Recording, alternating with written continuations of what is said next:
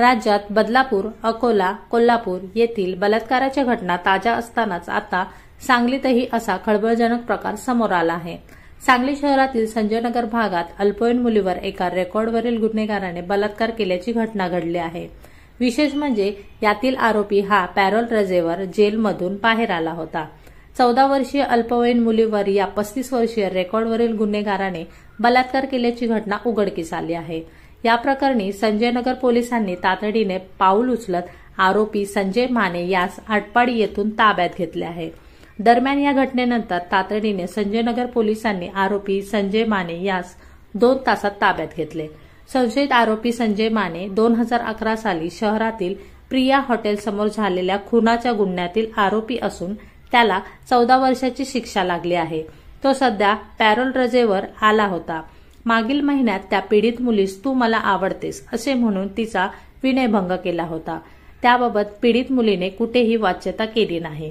काल 23 ऑगस्ट रोजी रात्री 9:30च्या सुमारास त्याने पीडित मुलीला बोलावून तिला जबरदस्तीने आपल्या घरात नेऊन तिच्यावर लैंगिक अत्याचार केला। तसेच याबाबत कुठेही वाच्यता करू नये म्हणून धमकी दिली। आज सकाळी हा प्रकार उघडकीस आल्यानंतर पीडित मुलीच्या आईने पोलिसात तक्रार दिली। तक्रार दिल्यानंतर 3 पथकाच्या माध्यमातून अवघ्या 1.5 तासात आरोपी संजय माने यास आटपाडी येथून ताब्यात घेतले आहे। आज सकाळी पोलिसांना 12:15 दरम्यान चिंतामणीनगर येथील एक पीडित मुलगी व तिची आई पोलिसांना आले आणि पीडित मुलीच्या आईने सांगितले की तिच्या मुलीवर काल रात्री 9:30च्या दरम्यान अत्याचार झालेला आहे। त्याच्याबद्दल अधिक त्याला विचारपूस केली असता तिने सांगितले की संजय माने आईसम त्यांच्या एरियातच राहतो। त्याने काल रात्री ती दुकानाकडे पापडी आणायला गेली होती आणि परत येताना तिला पकडून तिचं तोंड दाबून आरोपीने तिला स्वतःच्या घरी नेले आणि त्याच्यावर लैंगिक अत्याचार केला।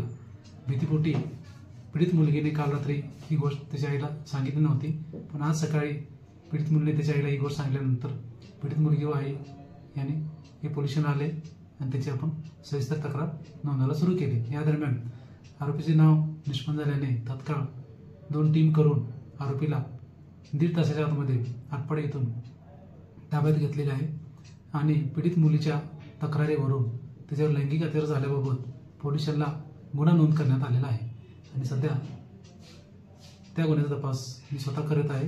पीडित मुलीची कायदेशीर वैद्यकीय तपासणी करीत आहोत आणि पुढील तपास सुद्धा करीत आहोत।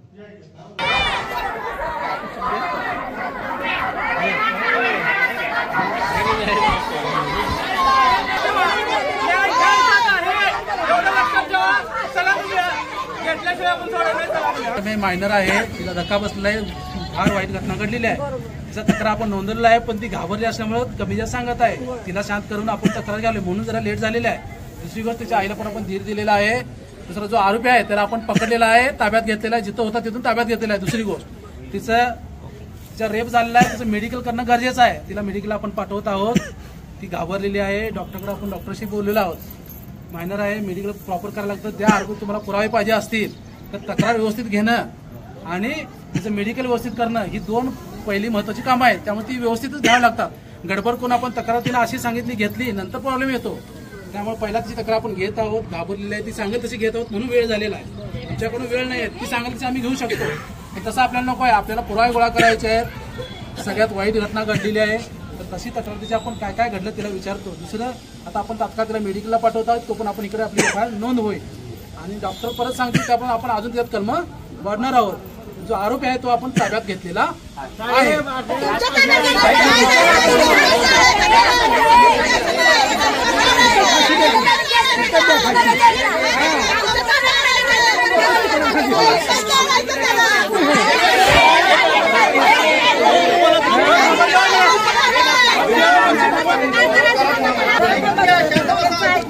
आता ठाण्याला झालं, बदलापूरला, तिथं पण कोर्टानं म्हटलेलं आहे। कोर्ट जर म्हटलं असतं आरोपी ताब्यात द्या आम्ही दिला असता, कोर्ट म्हटलं का तसं म्हणू शकत नाही। कायदा आहे आपल्याकडे, जर तुम्हाला आरोपी ताब्यात पाहिजे तर आमची पोलिसाची गरज पण नव्हती, तुमच्याकडे तुम्ही केलं असतं ना। कायदा आहे, सगळं आहे, त्याच्यामध्ये त्याला आपण जर व्यवस्थित तक्रार घेतली, पुरावे गोळा केले तर त्याला फाशी 100% होणार।